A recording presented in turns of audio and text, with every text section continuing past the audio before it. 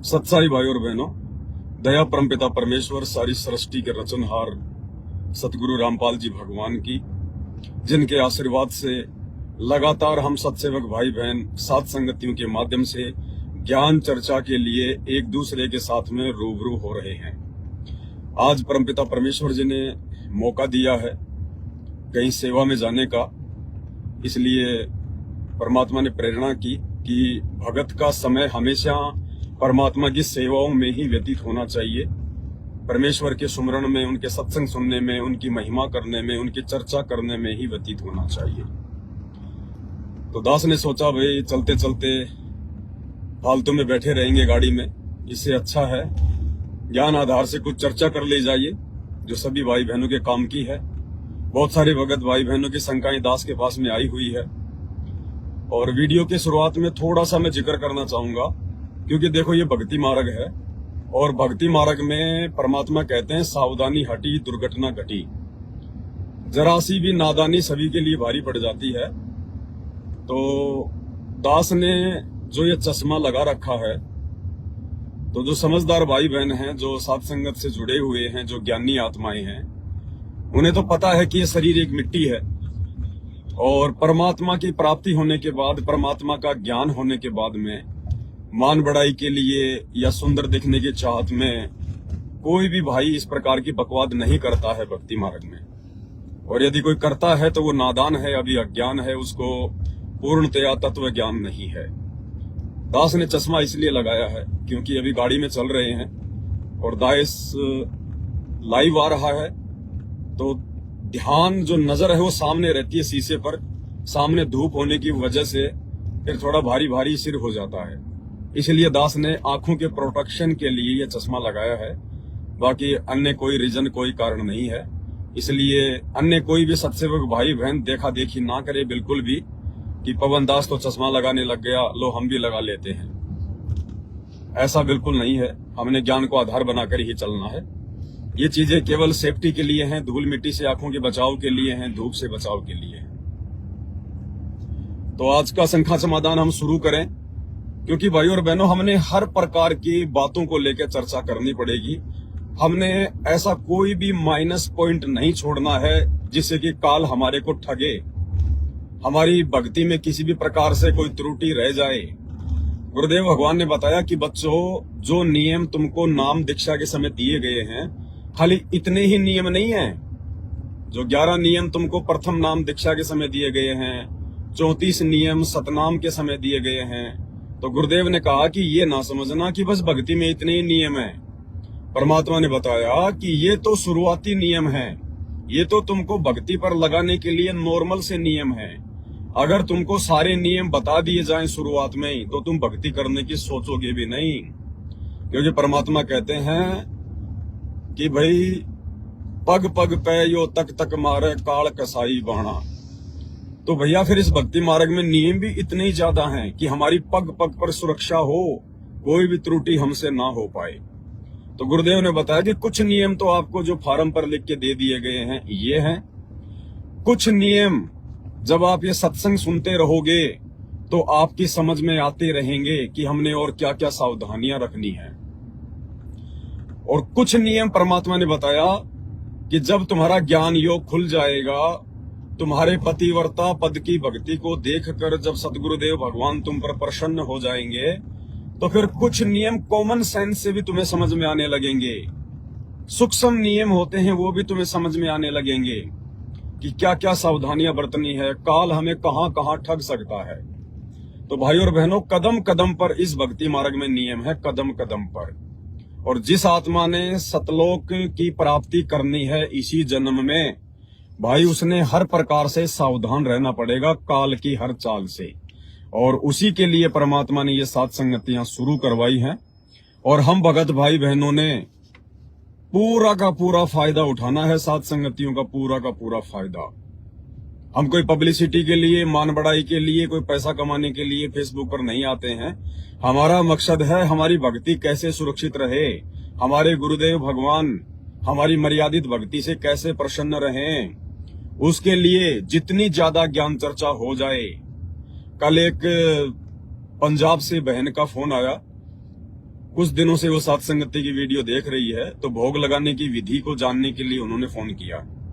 तो वो बहन कहने लगी, भगत जी मैंने 2020 में नाम लिया था और अब मैंने एक मोबाइल लिया है बड़ा वाला, और जैसे ही मैंने मोबाइल लिया तो भगत जी आपकी वीडियो आने शुरू हो गए, और भगत जी मैं आपके वीडियो देखना शुरू कर दी। मेरे को महीना भर हो गया आपकी वीडियो देखते हुए।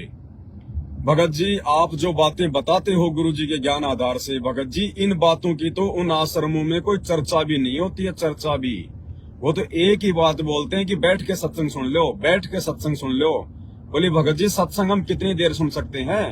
1 घंटा सुन सकते हैं, 2 घंटा सुन सकते हैं। और अगर सत्संग यदि हमने सुन भी लिए तो भगत जी हम तो अभी नए हैं, बालक हैं भक्ति मार्ग में, हमें तो गुरु जी के उन संकेतों को समझने में बड़ी दिक्कत आएगी।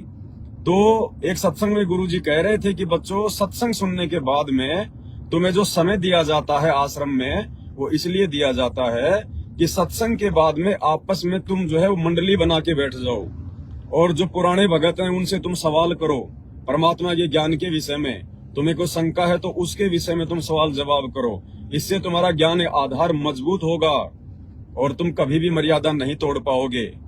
लेकिन भगत जी वहां तो शंका समाधान नाम की कोई चीज ही नहीं है। अगर कोई पूछ भी लेता है तो उसको ये कहते हैं कि ज्यादा ज्ञानी बन रहा है क्या, सत्संग सुन ले बैठ के, सत्संग सुन ले बैठ के। बोला भगत जी मैंने तो उसके बाद में उन नामदान केंद्रों पर और आश्रमों में जाना ही छोड़ दिया बिल्कुल भी। उसके बाद में मैंने कुछ एक भगत भाई बहनों के पास में आपकी वीडियो भेजी, तो उन्होंने मुझे कहा कि आपका तो नाम खंड हो गया, तुम तो पवन दास की वीडियो देखने लग गई। तो भगत जी मैंने तो उनको एक ही जवाब दिया कि भैया मेरे नाम की चिंता मत करो, आप अपने नाम को संभाल के रखो, और मैं तो जब गुरुजी आएंगे हिसार जेल से उसके बाद ही मैं उन आश्रमों में जाऊंगी जहां मेरे गुरुजी आएंगे। तब तक भैया मैं तो सात संगत वालों की तरह अपने गुरुदेव के जो है की महिमा करूंगी, गुरुदेव को भोग लगाऊंगी, अपने घर बैठ के मैं सत्संग सुनूंगी। उन आश्रमों में कौन सा गुरुजी लाइव सत्संग कर रहे हैं? आश्रमों में भी तो वही सत्संग चल रहे हैं सीडी से डीवीडी से। मैं आश्रम में आऊंगी जाऊंगी, मेरा 2-3 घंटा बर्बाद होगा, 2-3 घंटे तो मैं अपने घर पर बैठकर आराम से ध्यान से सत्संग सुन लूंगी। उन आश्रमों में तो ध्यान से सत्संग भी नहीं सुना जाता, वहां तो कां कूं होती रहती है, ध्यान वहां पे सत्संगों में होता ही नहीं है। तो भाई मेरे तो सब कुछ समझ में आ गया भगत जी, और मेरे ऊपर तो परमात्मा की मेहर जो मुझे आपके साथ संगति के वीडियो देखने को मिल गए। तो भाई और बहनों ये दया परमात्मा की आने वाले समय में हर आत्माओं के ऊपर होनी है। और उस बहन ने एक बात और कही मुझे कि भाग्य जी मेरे सामने जो सबसे बड़ी समस्या आ गई है वो ये आ गई है कि जब तक मुझे प्रथम नाम प्राप्त था तब तक तो भगत जी मेरा भक्ति में मेरा मन भी लगता था, कोई दिक्कत नहीं थी। लेकिन भगत जी जैसे मैंने उसके बाद में वो सतनाम लिया, सतनाम लेते ही भगत जी ना तो मेरा सतनाम का सुमरण चलता है, ना मेरा प्रथम नाम का सुमरण चलता है, ना आरती आदि में मेरी कोई रुचि बनती है। भगत जी मैं तो परेशान सी रहती हूँ, सोचती हूँ आत्महत्या कर लूं, आत्महत्या कर लूं। अब भगवान ने मुझे आपके वीडियो भेजने शुरू कर दिए तो भगत जी मेरी तो आधी टेंशन समाप्त हो गई, और आधी टेंशन आज आपसे बात करके मेरी समाप्त हो गई।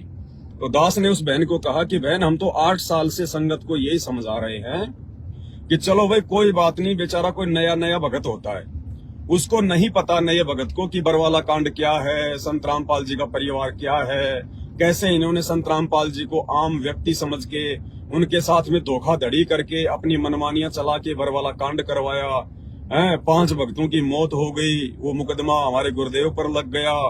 आज उनकी पीठ पीछे उनके परिवार वाले उन्हीं के आदेशों की आड़ में संगत को लूट रहे हैं ज्योति पाठ के नाम पे। हमारे गुरुदेव भगवान ने तो घर घर को आश्रम बना दिया ये ज्ञान देके कि मोकू कहाँ ढूंढे रे बंदे, मैं तो तेरे पास में। और इन लोगों ने भक्तों के दान से आश्रम खोल खोल के और ज्योति पाठ के नाम पर धंधा शुरू कर दिया। तो भगत जी आपके इन सात संगत के वीडियो में और मैनेजमेंट वालों के विचारों में भगत जी रात दिन का अंतर है। अगर आपके वीडियो मेरे पास परमात्मा ना भेजते, मैं ये मोबाइल ना लेके आती भगत जी, मैं ये भक्ति छोड़ने वाली थी। लेकिन जैसे ही आपके वीडियो मिले भगत जी मेरे अंदर तो नई जान आ गई। अब मैं इस भगवान को जिंदगी में नहीं छोड़ सकती, क्योंकि मुझे पता चल गया कि ये क्या सारा का सारा माजरा है, काल का जाल कहाँ फैलाया जा रहा है। तो भाई और बहनों, दास प्रार्थना करता है, उस बहन को भी दास ने यही कहा कि बहन सतनाम का सुमरण इस पृथ्वी पर सतगुरु रामपाल जी भगवान के अलावा दूसरा कोई व्यक्ति देने का अधिकारी ही नहीं है। और अधिकारी भी है तो वो व्यक्ति होगा जिसको गुरुजी सर्व संगत के सामने आदेश देंगे कि भाई आज के बाद ये व्यक्ति डीवीडी से नाम दिलाएगा या जैसे भी नाम दिलाएगा, वैसे तो कोई दे ही नहीं सकता, शरीर रूप में खुद के मुंह से तो कोई नाम दे ही नहीं सकता, ये तो कभी भगवान ने किसी को आदेश दिया ही नहीं। और डीवीडी से यदि कोई नाम दिलवाएगा तो उसको गुरुजी आदेश देंगे। तो वर्तमान में सतलोक आश्रम मैनेजमेंट हरियाणा के पास में ना ही तो डीवीडी से प्रथम नाम, सतनाम या सारनाम को दिलवाने का कोई आदेश है और ना ही परमात्मा इनको आदेश देंगे, क्योंकि इनके कुकर्मों के चलते तो गुरुजी जेल में बैठे हुए हैं। तो ऐसे कुकर्मियों को गुरुजी कभी भी आदेशित नहीं करेंगे। ना ये लोग मर्यादा में हैं, ना संगत को मर्यादा में रहने दे रहे हैं। तो दास ने बहन को कहा कि बहन सतनाम के सुमरण को छोड़ दो, बिल्कुल छोड़ दीजिए आप उसको, और गुरुदेव को दंडवत प्रणाम करके अपने घर पर पहले तो तमाम जाने अनजाने की गलतियों की क्षमा याचना मांगो नाक रगड़ के, और परमात्मा से कहो कि हे पिताजी, आज से पहले मुझे पता नहीं था, मैं नादान थी, मैंने तो आपके सत्संग सुने, आपका ज्ञान मेरी आत्मा को अच्छा लगा तो मैंने अनजाने में नाम दीक्षा ले ली। हालांकि मैं नादान थी, मैंने विचार करना चाहिए था कि मेरा भगवान तो जेल में बैठा है, जिससे नाम लेना चाह रही हूँ वो गुरु तो जेल में बैठा है, और तो फिर मैं नाम किससे लूंगी? अब बाहर में जिससे नाम लूंगी मेरा गुरु तो वो हो जाएगा। तो इस प्रकार से अपने गुरुदेव से प्रार्थना करते हुए कि परमात्मा अब मैं साथ संगति से जुड़ चुकी हूँ, मुझे आपके असली मार्ग का मालूम हो गया है। ये परमात्मा सतनाम तो आपके आने के बाद ही मैं आपसे लूंगी, बल्कि जो प्रथम नाम है परमात्मा मैं केवल उसी का जाप करूंगी जैसा आपने मुझे बताया है। और मालिक मुझे मेरी तमाम गलतियों के लिए क्षमा याचना करो। आगे से परमात्मा मैं किसी भी नामदान के अंदर पर किसी भी फर्जी सतलोक आश्रम में नहीं जाऊंगी जब तक आप हिसार जेल से बाहर नहीं आएंगे तब तक, और मैं साथ संगत से जुड़ी रहूंगी। ज्यादा से ज्यादा मैं आपके सत्संग सुनूंगी, आपके सत्संगों को समझने के लिए साथ संगति के वीडियो देखूंगी, सत्सेवकों की संगति करूंगी, और किसी भी कुपात्र को अपना ज्योति पाठ और दान का पैसा नहीं दूंगी। मैं कहीं भी नहीं भटकूंगी। भगवान आप मिल गए, आपने ज्ञान दे दिया, आपने नाम दे दिया, आपके सत्संग हमारे पास मोबाइलों में है, भक्ति हमने करनी है, काम धंधा हमने करना है, हम चापलूसी आपके परिवार की क्यों करें? तो बहन को सारी बातें समझ में आ गई। फिर दोबारा बहन का फोन आया दूसरे दिन, और बहन ने कहा कि भगत जी अब बिल्कुल मालिक की दया है, मेरा भक्ति में मन लगना शुरू हो गया है, परमात्मा ने मेरे ऊपर जो है दया बख्श दी। तो भाई और बहनों, हमने बहुत सोच समझ के इस समय चलना है। देखो आप और हमने विचार करना पड़ेगा, हम कोई बालक नहीं है। भगवान ने हमें दुनिया का सर्वश्रेष्ठ तत्व ज्ञान दिया है। अंधे से अंधा आदमी भी इस तत्व ज्ञान की रोशनी में जान सकता है, समझ सकता है, पहचान सकता है। और इतने सत्संग दे दिए भगवान ने, शक और संदेह की कोई गुंजाइश ही नहीं छोड़ी कहीं पर। तो भाई और बहनों, काल जो है वो गुप्त रहता है, वो अपने बेटों के सामने नहीं आता, ब्रह्मा विष्णु महेश के सामने। उसने प्रतिज्ञा कर रखी है कि मैं शरीर रूप में किसी के सामने प्रकट नहीं होऊंगा। तो वर्तमान में आप और हम भक्तों को भ्रमित करने के लिए वो हमारे सामने प्रकट नहीं होगा कि वो डराएगा, धमकाएगा, हाथ में कोई AK-47 लेके आएगा या कोई चक्कू लेके हमारे जो है गर्दन पे रख देगा कि तू मर्यादा तोड़ दे। नहीं, वो छल बल का सहारा लेता है, साम दाम दंड भेद की घटिया नीति अपनाता है। वो ये देखता है कि ये आत्मा कहाँ विश्वास करती है, इसकी कमजोर नस क्या है। जैसे दो पहलवान आपस में लड़ते हैं तो पहले वो जानने का प्रयास करते हैं कि इसकी कमजोर नस क्या है, कौन सा दाव लगाऊं जिससे मैं इसको नीचे गिरा सकता हूं। तो काल भगत की कमजोर नस को चेक करेगा, क्योंकि वो मन रूप में हमारे साथ में रहता है। तो काल ने देख लिया कि ये संत रामपाल जी के जितने भी फॉलोवर हैं ये सब भेड़ चाल में चलने वाले हैं, देखा देखी में चलने वाले हैं, गांधारी का दूसरा अवतार है ये वर्तमान में, और इनको यदि भ्रमित करना है तो विश्वास में लेकर किया जा सकता है। तो काल ने देखा कि ये तो संत रामपाल जी के मर्यादा तोड़ चुके उस परिवार के ऊपर आंख बंद करके विश्वास कर रहे हैं। इन्होंने संत रामपाल जी से सत्संग जरूर सुने हैं, लेकिन ये संत रामपाल जी के सत्संगों पर नहीं चलते, उनकी वाणियों पर नहीं चलते, उनके आदेश पर नहीं चलते। इनको तो जैसा संत रामपाल जी के बेटा बेटी भाई बंधु रिश्तेदार या कोऑर्डिनेटर लोग बोल देते हैं, ये तो उसी को अपना गुरुजी मान के और उनकी बातों पर आंख बंद करके विश्वास कर रहे हैं। तो काल ने सबसे पहले उन कोऑर्डिनेटरों को अपने वश में किया, उनकी मर्यादा तोड़वाई, फिर अपनी कुप्रेरणा से संगत को उल्टे सीधे आदेश पारित जो है करवाने शुरू कर दिए। अब संगत तो पहले से ही नादान थी, गांधारी बन के बैठी हुई थी। जैसा उनके परिवार ने कहा, जैसा उन्होंने कोई पीला पर्चा निकाल दिया, कोई लेटर निकाल दिया, आज वकीलों की मिलाई पर गुरुजी ने ये कहा है। आपने देखा है वकील को मिलते हुए गुरुजी से, हैं? आपने सुना है कि भाई हमारे गुरुजी ने वकील को जो है वो क्या कहा है, लेकिन हमने मान लिया कि आज वकीलों की मिलाई पर गुरुजी ने वकीलों के माध्यम से ये आदेश दिया है। आज गुरुजी की बेटी मिलके आई थी, गुरुजी ने ये आदेश दिया है। तुमने देखा है गुरुजी को बेटी को मिलते हुए, गुरुजी को आदेश देते हुए? इसी को कहते हैं अंध भक्ति। अरे आंख बंद करके विश्वास हमने केवल अपने गुरुजी के वचनों पर करना है। गुरुजी के मुख कमल से बोले गए और हमारे द्वारा आंखों से देखे गए उन सत्संग रूपी वचनों पर करना है। किसी दूसरे भगत पर आंख बंद करके विश्वास नहीं करना। गुरुजी के किसी बेटा बेटी पे आंख बंद करके विश्वास नहीं करना।